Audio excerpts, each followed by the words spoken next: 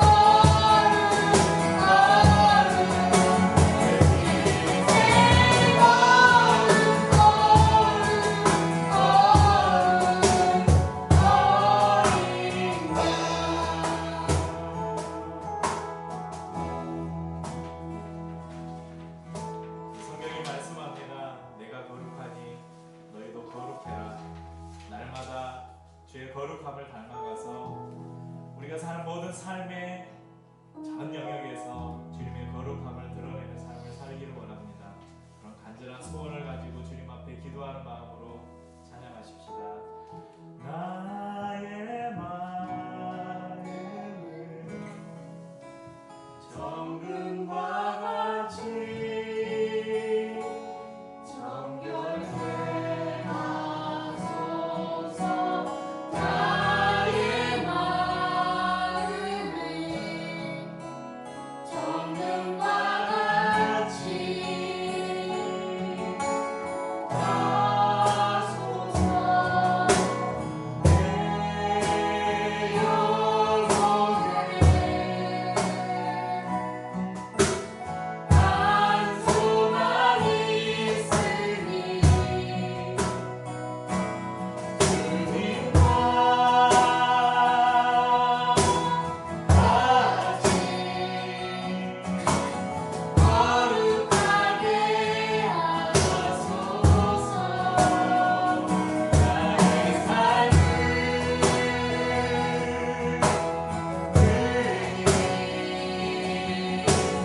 거룩하게 하소서. 오 주님 나를 받으소서.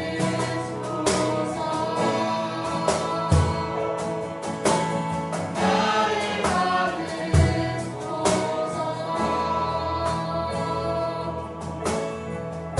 아멘. 나의 마음을 정금과 같이 하소서.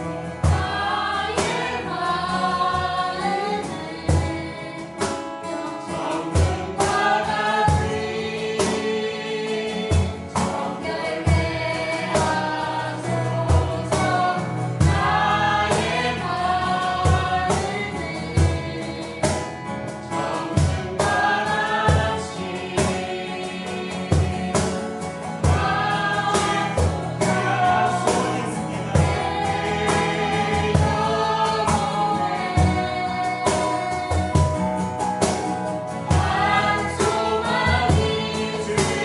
거룩함처럼 우리도 거룩하게 원합니다. 주님과 같이 거룩하게 하소서. 나의 삶을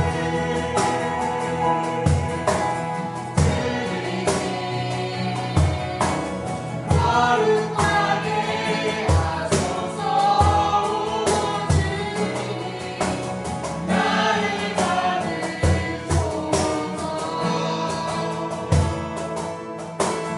나를 받으소서.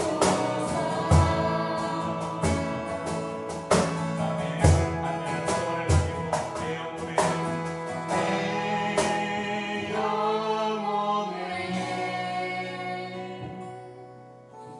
한 소망이 있으니 주님과 같이 거룩하게 하소서. 나의 삶을 드리니 거룩하게 하소서. 오 주님 나를 받으소서.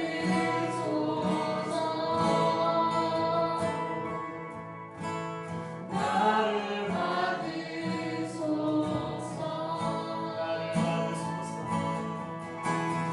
나를 받으소서. 주님 나를 받으소서.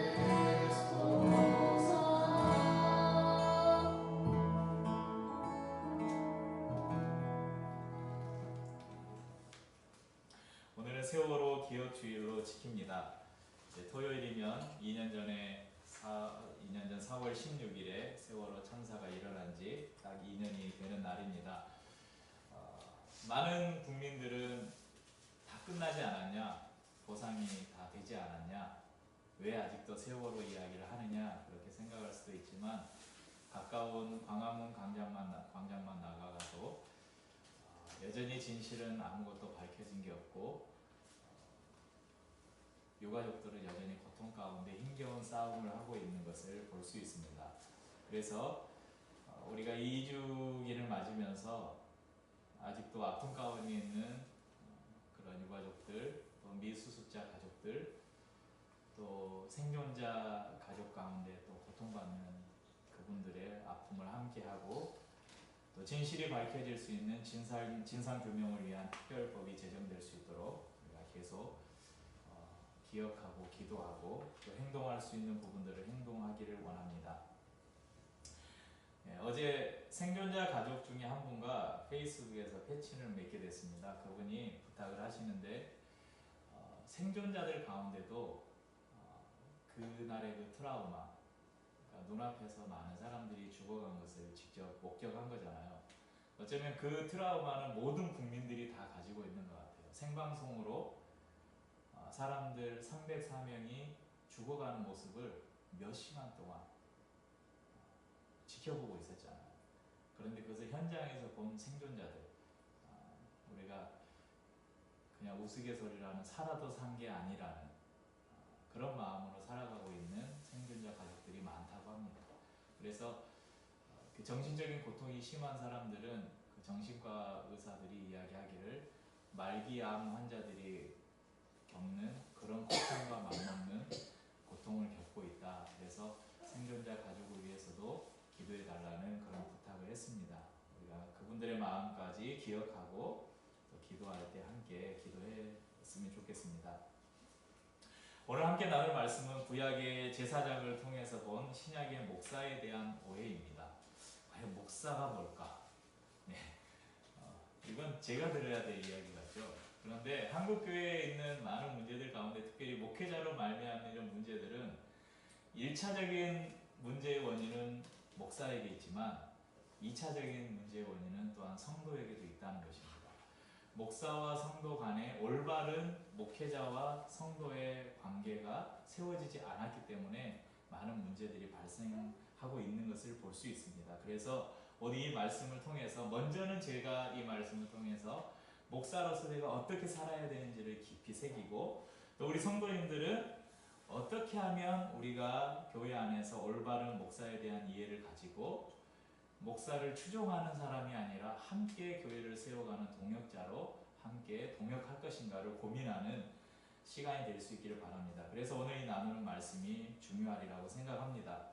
세월호에 관한 그 말씀들을 준비해서 함께 기억하고 싶은 마음도 있었지만 특별한 것을 만들어서 하는 것보다 오늘 이 말씀을 통해서도 우리가 목사로서 성도로서 교회로서 바른 의식을 우리가 갖는다면 우리가 그분들을 위해서 또한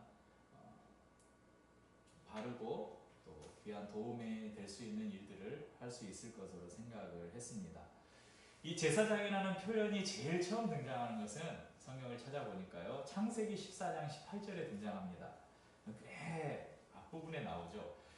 살렘 왕 멜기세덱이 떡과 포도주를 가지고 나왔으니 그는 지극히 높으신 하나님의 제사장이었더라. 이런 기록이 있습니다. 살렘 왕 멜기세덱이 지극히 높으신 하나님의 제사장이었다고 이 제사장직에 대한 최초의 언급이 나오는데 이 멜기세덱에 관해서는 히브리서에 여러 번 언급되어 있습니다. 예수님의 대제사장직을 이야기하면서 나오는 인물인데요. 나중에 히브리서를 이렇게 강의할 기회가 있으면 이 멜기세덱에 대해서 자세히 살펴보도록 하겠습니다. 그리고 오늘 이 본문 이전에도 저희가 읽은 창세기 28장 이전에도 제사장이 있었음을 성경 여러 곳에서 확인할 수 있습니다. 대표적으로 출애굽기 3장 1절을 보면요. 이 출애굽기의 주인공인 이 모세의 장인이 누구였냐면 미디안의 제사장인 이드로라는 사람이었습니다. 거기에 보면 이런 말이 나옵니다. 모세가 그의 장인 미디안 제사장 이드로의 양떼를 치더니 그 떼를 광야 서쪽으로 인도하여 하나님의 산 호렙에 이르매, 이런 말씀이 있습니다. 그래서 이 제사장이라는 직분이 이스라엘뿐만 아니라 이방 나라에도 있었던 것을 알 수 있습니다. 그런데 오늘 저희가 읽은 이 본문이 왜 중요하냐면 하나님께서 모세에게 이제 이스라엘 백성들을 애굽에서 이끌어내시면서 성막이라는 걸 이렇게 짓도록 하십니다. 그러니까 하나님이 이스라엘 백성들 가운데 함께 하겠다는 증거로 성막을 짓게 하시는데 그 성막을 지을 때 어떤 재료로 어떤 모양을 어떻게 지을 것인가를 다 말씀해 주시고 그 다음에 제사장직에 대해서 하나님이 직접 말씀해 주십니다. 그래서 제사장은 누구를 어떻게 세우고 제사장이 입는 옷은 어떻게 짓고 제사장은 성막 안에서 어떤 일을 구체적으로 행해야 되는지를 정확하게 그리고 자세하게 하나님께서 직접 모세를 통해서 말씀해 주셨습니다. 그러므로 우리가 지금 알고 있는 제사장의 기원은 어디로 가야 되냐? 바로 이 출애굽기에서 성막이 지어지는 과정 가운데서 하나님이 명하신 제사장 직분으로 올라가면 될 것입니다.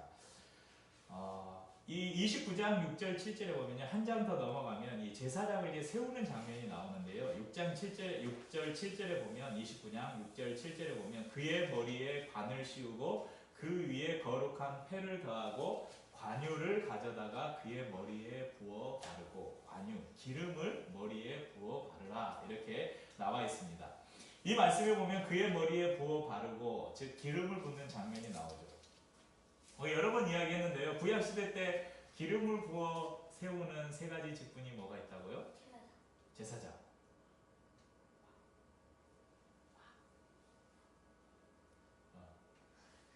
빨리 말해주셔야 돼요. 자, 왕, 한 가지 더. 선지자. 잊지 마세요. 왕, 제사장, 선지자. 이 세 직분은 꼭 기름을 부어서, 기름을 머리에다 부어서 세웠어요. 왜 기름을 부었을까요? 우리가 찬양할 때 그런 성령의 기름 부소서 이런 찬양하잖아요. 기름 부음이 내려와 내려와. 그 기름 부음이 뭘까요? 조금 전에 제가 답을 말해버렸네요. 성령의 기름 부소서. 기름 부음이 뭐라고요? 성령이 그 사람에게 임했다는 표시로 붓는 게 기름이었어요. 기름을 머리에 붓는다는 것은 성령이 그 사람 가운데 임했다. 하나님의 영인 성령이 그 사람 가운데 임했다는 것을 의미하는 것이었습니다. 그리고 왕과 선지자, 제사장은 신약에 오시는 예수 그리스도. 예수 그리스도가 바로 기름 부음 받은 자. 메시아라는 말이 기름 부음 받은 자거든요. 그러니까 왕으로, 선지자로, 제사장으로 이 땅에 오시는 예수 그리스도에 대한 예표가 들어있다는 것입니다. 자, 그러면 제사장들은 무슨 일을 했는가? 구약시대 때 제사장은 무슨 일을 했어요? 성막에서 제사를 드렸죠. 이스라엘 백성들이 물론 여러 가지 제사가 있었고 또 많은 매일마다 성소 안에 있는 떡을 갈고 촛대에 기름을 채우고 향이 불이 꺼지지 않도록 하는 많은 일들을 제사장들이 했는데 특별히 이 대속죄일의 예를 들어보면 이스라엘 백성들이 자신의 죄를 대신할 짐승을 가지고 오죠. 그러면 제사장은 짐승의 머리에 한 손, 그 사람의 머리에 한 손 해서 기도를 해요. 그러면 이 사람의 죄가 짐승에게로 옮겨지는 거예요. 그러면 그 짐승을 잡아서 죽여서 하나님께 제사를 드리죠. 그러면 하나님이 그 제사를 받으시고 그 사람을, 죄 지은 사람을 용서해 주는 것이죠. 그러니까 하나님의 이스라엘 백성과 하나님 사이에서 그 죄를 용서받게 하는 다리 역할을 누가 했는가? 제사장이 했다는 것입니다. 그러니까 제사장들은 이스라엘 백성들과 하나님 사이의 중재자들이었어요. 자, 그러면요, 이제 목사에 대해서 한번 살펴보겠습니다. 목사. 자, 신약 성경에 보면요, 목사라는 단어가 나오는데 성경에 보면 목사라는 말은 딱 한 번 나옵니다. 오늘 저희가 읽은 본문에 나와요. 에베소서 4장 11절에 이렇게 나오죠. 그가 어떤 사람은 사도로, 어떤 사람은 선지자로, 어떤 사람은 복음 전하는 자로, 어떤 사람은 목사와 교사로 삼으셨으니. 그리고 그 삼으신 이유가 사도 바울은 하나님께서 성도를 온전케 하고 그리스도의 몸인 교회를 세우기 위해서 이런 직분을 세웠다. 그리고 그 중에 목사와 교사가 있었음을 이야기합니다. 그런데요, 성경의 목사와 교사는 오늘 우리 읽은 본문에도 보면요, 어떤 사람은 복음 전하는 자로, 어떤 사람은 다른 사람들은 사도로, 선지자로, 복음 전하는 자로 딱 떨어져 있잖아요. 그런데 어떤 사람은 목사와 교사로 삼았다. 그래서 OR 목사나 교사가 아니라 목사 앤 교사, 그러니까 목사이면서 교사. 그래서 이 직분을 하나로 보는 분들도 있습니다. 자, 그런데 더 중요한 것은요, 우리 성경의 목사로 번역된 헬라어 단어가 포이멘이라는 단어인데요, 이 단어의 정확한 뜻은 목자라는 것입니다. 네. 우리 두 사람 다 자고 있나? 포이멘이라는 단어가 무슨 뜻이라고요? 목자. 자, 성경에 목자는 자주 나오죠. 신약 성경에도 많이 나와요. 목자라는 단어는 자주 나오는데 목사라는 단어는 에베소서 4장 11절에 한 번밖에 안 나와요. 그러니까 왜냐하면 목자라고 마땅히 번역돼야 될 포이멘이라는 단어가 목사로 번역되었다는 것입니다. 왜 그랬을까? 자, 목자와 목사의 어감은 굉장히 다릅니다. 그렇죠? 목자와 목사의 어감. 목자는 뭐 같아요? 양치는 사람. 뭔가 지팡이 하나 들고 이렇게 양들 끌고 다니면서 이런 사람 같잖아요. 그런데 목사 그러면 어떤 느낌이 들어요? 윤서는 목사 하면 어떤 느낌이 들어? 아빠? 민서는 목사 하면 어떤 느낌이 들어? 목사 하면 딱 떠오르는 이미지. 와. 야, 목사가 네. 목사는요, 뭔가 목사, 사자가 들어가면 그래도 왕일 수도 있네. 다스리는, 누군가를 이렇게 권위를 가지고 지도하고 다스리는 의미, 그리고 스승, 가르치는 그런 사람으로 이해를 하게 되죠.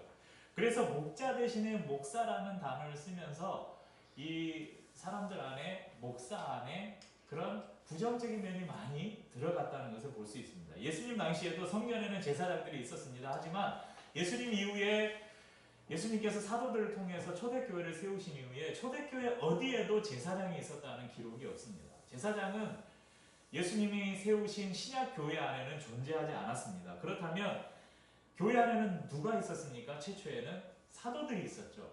예수님의 명령을 받은 사도들이 교회를 세워서 최초의 교회는 사도들이 세웠어요. 그래서 베드로부터 시작해서 바울까지 사도들이 교회를 세워갔죠. 그런데 사도들이 다 죽었어요. 그런데 여전히 지금도 카톨릭에서는 이 수제자였던 베드로의 그 수익권, 수제자 베드로, 이것을 이어받아서 누가 그 역할을 하고 있다고 생각해요? 교황이 그 역할을 하고 있다고 생각해요. 그러니까 여전히 카톨릭에서는 교황의 말은 절대적인 거예요. 당시에 사도들의 그 권위보다 더 높아져서 교황의 말은 절대적인 권위가 되어버렸습니다. 또 초대교회를 지나면서 이제 교부 시대를 거쳐서 이제 중세 시대가 오잖아요. 중세 시대가 오면서 교회 안에는 이제 여러 조직들이 생기게 돼요. 그러면서 사제 그룹들이 생기게 됩니다. 교황을 비롯해서 사제는 신부들이죠, 신부들. 근데 이 신부들이 교회 안에서 많은 것들을 독점하게 됩니다. 말씀을 독점해요. 일반 성도들은 성경을 읽을 수가 없어요. 왜냐하면 어려운 라틴어로 성경이 기록됐거든요. 성경이 번역되지 않아서 말씀은, 성경은 사제들밖에 못 읽었어요. 그리고 기도를 못했어요. 여러분 놀랍지 않으세요? 평신도들은 기도를 할 수 없었어요. 자기가 죄를 지면 어디로 가야 됐어요? 신부를 찾아가요. 그래서 제가 이런 죄를 지었습니다. 그러면 신부가 뭐라고 해요?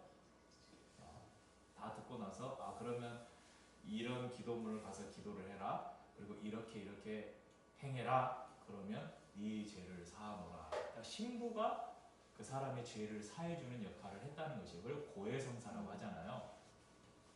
그런데요, 그러면서 생겨난 것이 이 사제 성직주의라는 게 생겨난 것입니다. 사제의 말이 절대적인 것이 되고, 그러니까 평신도라는 말, 우리가 평신도 많이 쓰잖아요. 우리 평신도 많이 들어봤지. 그 이전 교회에서는 레이 미니스터 많이 들어봤을 거예요. 레이라는 말이 평신도라는 말입니다. 자, 평신도라는 말은요, 원래 바른 말이 아니에요. 이 평신도라는 말은 중세시대 때 카톨릭에서 성직자 계급과 성직자가 아닌 성도들을 가르기 위해서 쓴 말이 평신도라는 말이에요. 그러니까 성도에게 평신도가 어디 있고 안평신도가 어디 있어요? 성도면 다 성도지. 그런데 이렇게 중세시대 때 이 성직자 계급들이 자신의 절대적인 권력을 가지고 성도들 위에 군림하는 그런 시대를 지났다는 것입니다. 이에 반발해서 종교개혁이 일어나죠. 종교개혁을 제일 처음 일으킨 사람 누구죠? 세계사 시간에 배울 텐데요. 루터. 마틴 루터가 종교개혁을 일으킵니다. 그런데 이 종교개혁을 일으킬 때 루터가 들고 나온 슬로건이 하나 있었어요. 할렐루야? 만인 제사장설. 네. 한번 같이 따라해볼까요? 만인 제사장설. 만인 제사장설. 예, 만인은 모든 사람, 모든 사람이 제사장이다. 신부들만, 사제들만, 교황만 제사장이 아니라 예수님을 믿는 모든 사람들은 다 제사장이다. 이렇게 주장한 거예요.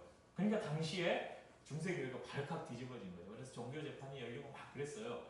그런데 이제 루터의 뒤를 이어서 많은 종교개혁가들이 나왔습니다. 그 중에 개혁교회가 정말 신봉하듯이 따르는 그 사람이 누구냐면 칼빈, 존 칼빈이라는 칼빈의 개혁주의를 현재의 개혁교회들은 많이 그 칼빈의 신학을 따르고 있습니다. 그런데 종교개혁이 일어난 이유가 이 사제 성직주의를 타파하고 모든 믿는 그리스도인들이 바로 제사장이라는 그것 때문에 종교개혁이 일어났는데, 이상하게 종교개혁 정신을 이어받은 개혁교회가 이제는 사제 성직주의가 아니라 목사 성직주의가 주의를 만들었다는 것입니다. 중세시대 때 사제들이 담당했던 역할을 목사가 담당하는 것으로 그 이름만 바뀐 것처럼 보입니다. 모든 성도들에게 성경이 들려있지만 여러분들 성경책 다 가지고 있죠. 그런데 이 말씀은 누가 해석해 줘야 되냐면 목사가 해석을 해줘야 되는 것처럼 여겨요.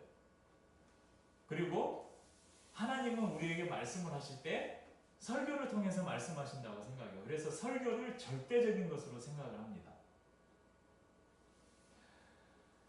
그럼 한 가지 말씀드릴게요. 성경엔 오류가 있습니까? 없습니까? 하나님의 말씀은 성경에는 오류가 있어요? 없어요? 없습니다. 그럼 목사의 설교에는 오류가 있습니까? 없습니까? 없습니다. 예, 그러면 안 돼요. 성경은 오류가 없지만 이 성경 66권은 결코 오류가 없지만 목사의 설교는 얼마든지 오류가 있을 수 있습니다. 왜냐하면 설교라는 것은 목사가 하나님의 말씀을 가지고 풀어서 해석해서 전해주는 것인데, 이 안에는 목사가 가진 주관이나 개인적인 생각이나 판단이 들어갈 수 있기 때문에 그렇습니다. 그래서 이렇게 우리 윤서처럼 목사님의 말씀은, 설교는 절대 1.1획도 오류가 없습니다. 그건 절대적인 것입니다. 이렇게 신봉하고 믿고 따르던 성도들이 어느샌가 이런 목사들을 그렇게 성직자처럼, 사제처럼 만들어 주었다는 것입니다. 그래서 많은 성도들이 스스로 하나님의 말씀을 읽고 묵상하고 그 안에서 하나님의 뜻을 찾아가려는 노력보다 목사님이 말씀해 주는 설교만 듣고 그 말씀만 의지하려는 경향이 강하고요. 또 이것에 반발했다기보다 이것을 보완하기 위해서 한국교회에 많이 일어난 것이 큐티 운동이라는 게 일어났어요. 그래서 많은 큐티 책을 가지고 성도들이 큐티를 시작하게 됐죠. 그런데 큐티가 벗어나지 못하는 또 한계가 뭐냐면, 성도들이 큐티를 하면서 큐티 책 옆에 나와 있는 그 본문 설명이나 적용 이런 것들을 그냥 그대로 그대로 받아들이는 거예요. 그러니까 우리 안에 계신 성령께서 풀어주시는 말씀이 아니라 그냥 큐티 책에 나오는 그 해석과 적용을 그대로 내 삶에 적용하는 경향이 있다는 것입니다. 그래서 우리 교회에서는 큐티 책을 바이블 타임을 선정한 이유가 그때도 이야기했지만 본문만 가지고 큐티를 하자는 거예요. 다른 설명 말고, 설명 듣고 말고 본문만 읽고 묵상하고 그 안에서 깨달은 말씀 하나만 있다면 그 말씀을 붙잡고 우리 삶에 적용하고, 깨닫는 것이 없다면 그냥 성경 말씀 자체를 읽어가는 것으로 우리가 큐티를 하자고 그런 이야기를 드렸습니다. 구약의 제사장들은 기름 부음을 받았죠. 그리고 그 기름 부음을 받았다는 것은 성령이 임했다는 의미였다고 말씀을 드렸습니다.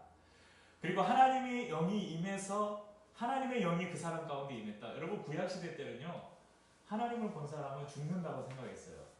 그래서 하나님의 천사가 나타나거나 그것을 경험한 사람들은 그 앞에 납작 엎드렸어요. 그래서 이사야 선지자도 막 그런 말을 했잖아요. 환상 중에 하나님의 천사를 보고 화로다 나여 망하게 되었도다. 이제 죽게 되었다는 거예요. 하나님을 봤으니. 그런데 하나님의 영이 나에게 임한다. 이거는 죽을 수도 있는 아주 상상할 수 없는 일이었어요.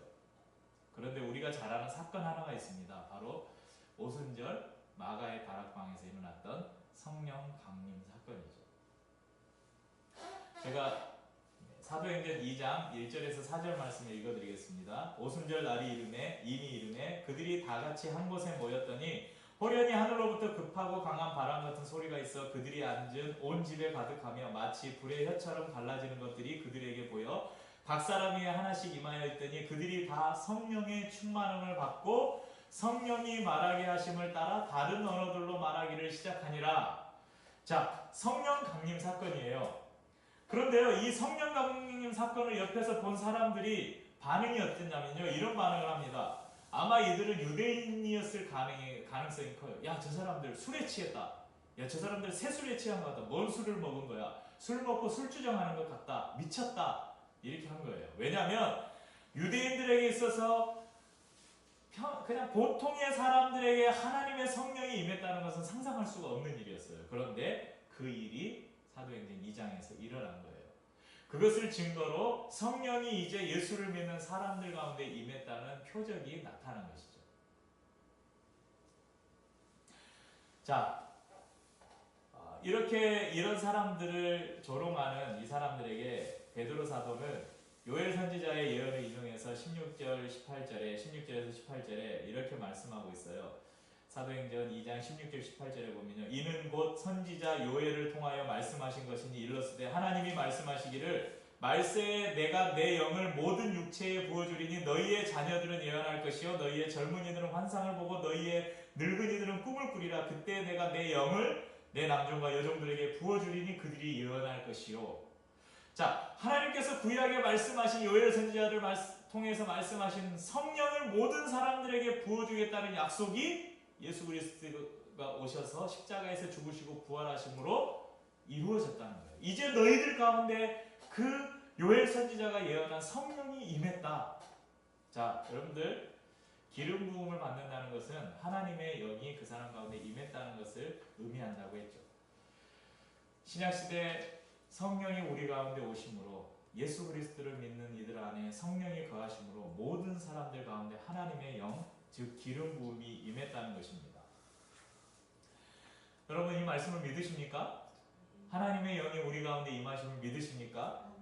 루터의 만인 제사장설은 이 성령 강림 사건으로 분명하게 입증됩니다. 구약의 특별한 사람에게 임한 하나님의 영이 예수를 믿는 모든 사람에게 임한 것입니다. 그리고 그들은 예언을 하고 환상을 보고 꿈을 꿉니다.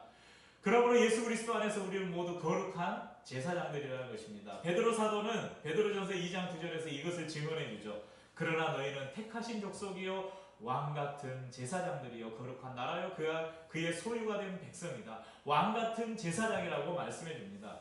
그럼에도 성도들은 목사를 하나님의 제사장이니 선지자니 주의 종이니 영적 아버지니 떠받들면서 신격화하고 있는 것이 현실입니다. 그런데 가만히 들여다보면 성도들이 그렇게 한 것이 아니라 목사들이 그렇게 만든 것이 대부분입니다. 성경을 잘 모르는 성도들에게 말씀을 들이대면서 협박 아닌 협박을 하는 것이죠. 다윗의 예를 들면서 성도들에게 말합니다. 야, 다윗 봐라. 원수 같은 사울이 다윗을 죽이려고 할 때 다윗은 사울을 죽일 수 있는 여러 번의 기회가 있었다. 근데 다윗이 뭐라고 했냐? 나는 기름 부음 받은 주의 종을 내 손으로 해할 수가 없습니다. 봐라, 기름 부음 받은 주의 종을 해할 수 없다고 하지 않느냐? 왜 당신들 기름 부음 받은 목사한테 대들면 안 된다? 이렇게 말하죠. 또한 바울과 디모데를 예를 들면서 야, 바울 봐라, 영적 아버지라고 하지 않냐? 그런데 여러분, 바울이 디모데에게 영적 아버지라고 얘기한 것은요, 바울과 디모데의 굉장히 친밀한 관계 때문에 바울이 디모데에게 너는 내 아들이다, 그렇게 이야기한 거예요. 바울은 성경 다른 어느 곳에서 모든 성도들을 가리켜서 나는 당신들의 영적인 아비입니다, 이런 이야기를 한 적이 없다는 것이죠. 또한 주의 종이라고 말합니다. 주의 종이. 그런데 주의 종이 종 노릇을 안 하고 주인 노릇을 해요. 여러분, 목사만 주의 종입니까? 여러분은 주의 종이 아닙니까? 우리 모두는 주의 종이죠. 목사만 주의 종이 아니라는 것입니다. 종이라고 이야기하면서 주인의 권리를 행사하려고 하는 것. 안수식을 통해서 임직했다고 기름 부음을 받았다고 할 수 있습니까? 그렇지 않아요. 안수식은요, 교회라는 공동체가 노예라는 조직을 만들고 그 안에서 이 사람을 우리 교회 공동체가 목사라는 권위를 이 사람에게 주어서 교회를 세우는데 사역하도록 하겠습니다 해서 공동체의 합의로 그 사람에게 안수를 주는 거예요. 이 안수를 받았다고 하나님의 영이 그 사람 가운데 뭐 충만하게 임했다 그런 게 전혀 아니라는 것입니다. 목사는 그리스도의 몸된 교회를 세우고 성도들을 온전케 하는데 헌신한 직분 중에 하나이고 그 권위는 오직 사람을 세운 교회에 부여한 것이라는 것입니다. 그렇기 때문에 목사가 하나님의 권위를 받은 양 성도들을 위해 군림하고 지배하려고 해서는 안 된다는 것입니다. 이 이야기는 누구에게 해야 돼요? 저에게 해야 되죠. 여러분들이 들을 이야기가 아니라 저에게 하는 이야기입니다. 그러면 이제 우리 성도님들에게 우리 성도님들이 마음속에 깊이 새겨야 될 말씀을 드리려고 합니다. 예수가 주이심을, 예수가 그리스도이심을 고백하는 모든 성도들 안에는 이미 성령이 그 안에 계심을 믿으시기 바랍니다. 그리고 성령께서 말씀을 깨닫게 하시고 그 말씀을 적용케 하시는 분인 것을 여러분 믿으시기 바랍니다. 그래서 목사에게 의지하지 마시고요. 여러분 안에 계신 성령님께 의지하십시오. 여러분이 하나님의 거룩한 제사장임을 기억하시기 바랍니다. 그래서 여러분 또한 세상에 나가서 고통받고 영혼의 죽음을 향해 가는 이들과 그리스도 사이에서 제사장이 되어야 한다는 것입니다. 그렇다고 성도님들 목사를 너무 무시하지 마시기 바랍니다. 여러분 법률적인 문제가 생기면 누구를 찾아갑니까? 그럼 민서? 졸리면 어디를 찾아가야지? 왜 졸리면 집을 찾아가고. 자, 법률적인 문제가 생겼어요. 그래서 어디를 찾아가야 될까? 법원? 변호사를 찾아가야 되겠죠. 우리 윤서는 아프면 어디를 가야 되죠? 누구를 찾아가야 되죠? 의사. 네, 의사를 찾아가야 되죠. 네, 자동차가 고장나면 어디로 가야 되죠? 누구를 찾아가야 되죠? 네, 자동차 서비스 센터에 가서 정비사를 찾아야 되겠죠. 내가 창업을 하려고 해요. 뭐 사업을 하나 시작하려고 해요. 누구를 찾아가야 되겠어요? 사업가. 네, 사업가나 아니면 사업가의 경험을 가진 사람이나 전문적으로 사업을 컨설팅해주는 컨설턴트를 찾아가야 되겠죠. 그런데 그것이 절대적입니까? 절대적이지 않다는 거예요. 내가 의사가 아니지만 내가 의학 공부를 많이 해서 의학에 대한 충분한 지식이 있다면 의사를 굳이 찾아가지 않아도 돼요. 여러분 내가 정비사보다 자동차를 많이 알아요. 그러면 차가 고장났을 때 정비사를 찾아갈 필요 있어요? 내가 고치면 되는 거죠. 그 사람들을 찾아가고 그 사람들이 필요한 것은 그 사람들이 그 분야에서 나보다 더 공부를 많이 했고 그 사람들이 나보다 더 많은 경험을 했고 그 사람들이 나보다 더 내가 가진 것보다 더 좋은 답과 해결책을 가지고 있기 때문에 그 사람을 찾아가는 것이죠. 목사도 마찬가지입니다. 목사들은 신학 공부를 통해서 성경을 조금 더 공부했고 목회 현장의 경험을 통해서 성도들의 문제에 조금 더 많은 경험을 가지고 있습니다. 그래서 성도들이 가지고 있는 영적인 문제나 성경에 관한 궁금증이나 문제에서 도움이 필요할 때 당연히 목사를 찾아가야 되는 것이 맞습니다. 하지만 그것이 절대적인 것이 아니라는 사실만 알고 있으면 된다는 것입니다. 목사와 성도는 그리스도 안에서 함께 부르심을 받아서 교회를 세우고 세상과 예수 그리스도 사이에 거룩한 향기요 다리가 되는 사람들입니다. 저는 이 시대의 제사장으로 부름받은 저와 여러분에게 마지막으로 이 질문을 드리고 싶습니다. 우리는 고통받는 이들의 다리가 되어주고 있는가? 이것이 이 시대의 참된 제사장이 해야 될 일, 바로 저와 여러분들이 해야 될 일인 것을 기억하시기 바랍니다. 우리 찬양으로 서로 축복하면서